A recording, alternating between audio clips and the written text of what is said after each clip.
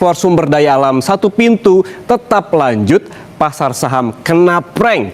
Kenapa kena prank? Karena pada perdagangan Jumat pekan lalu, IHSG naik ke zona hijau sebesar 1,10% yang dikerek oleh sektor komoditas terutama batu bara.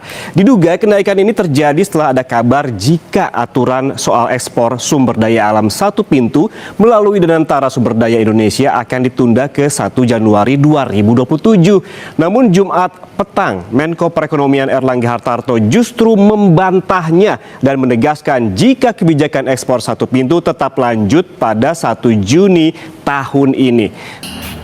Pada Juni 2026, pemerintah resmi menerapkan kebijakan ekspor sumber daya alam atau SDA melalui sistem satu pintu dengan menunjuk PT Danantara Sumber Daya Indonesia atau DSI sebagai BUMN yang mengelola ekspor komoditas strategis seperti batu bara, sawit, dan ferroalloy. Pemerintah menyatakan tujuan utama kebijakan ini adalah meningkatkan penerimaan negara, memperkuat cadangan devisa, serta mencegah praktik under importing dan transfer printing.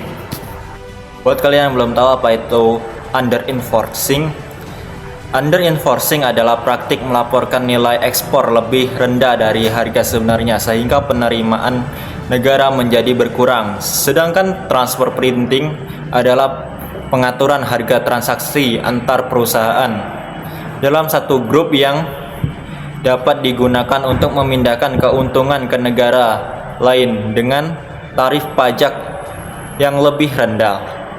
Menurut pemerintah, praktik-praktik tersebut menyebabkan potensi kebocoran devisa yang merugikan negara.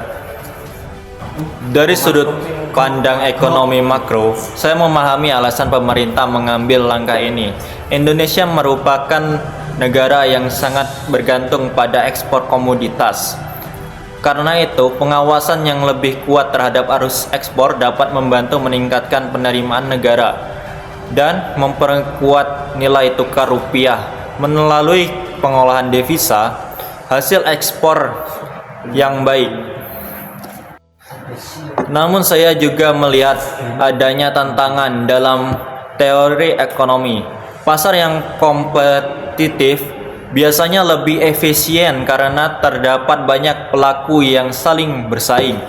Ketika ekspor harus melalui satu lembaga, terdapat resiko yang meningkatkan biaya transaksi dan munculnya bottleneck atau kemacetan dalam proses transaksi. Jika proses ekspor menjadi lebih lambat, maka daya saing produk Indonesia di pasar internasional dapat menurun. Selain itu, sentralisasi ekspor juga berpotensi menciptakan konsentrasi pasar. Artinya, kekuatan untuk menentukan harga dan mekanisme perdagangan menjadi berpusat pada satu institusi. Oleh karena itu, transparansi dan akuntabilitas menjadi sangat penting agar tujuan memperbaiki tata kelola ekspor tidak justru menimbulkan efisiensi baru. Menurut saya, kebijakan ini memiliki tujuan yang baik, yaitu memperkuat pengawasan ekspor dan meningkatkan manfaat SDA bagi negara. Namun keberhasilan akan sangat ditentukan oleh kemampuan pemerintah dan DSI menjaga efisiensi, transparansi, serta kelancaran proses ekspor agar tidak dikorupsi. Saya mendukung kebijakan ekspor satu pintu karena dapat meningkatkan transparansi, mengurangi inflasi harga, dan memperkuat pengawasan ekspor sumber daya alam, sehingga penerimaan negara lebih optimal. Dari sudut pandang ekonomi makro, kebijakan ini perlu menjaga kepercayaan investor karena investasi merupakan salah satu faktor penting mendorong pertumbuhan ekonomi, penciptaan lapangan kerja, dan peningkatan produksi nasional. Karena itu, kepastian aturan dan kemudahan berusaha harus tetap diperhatikan.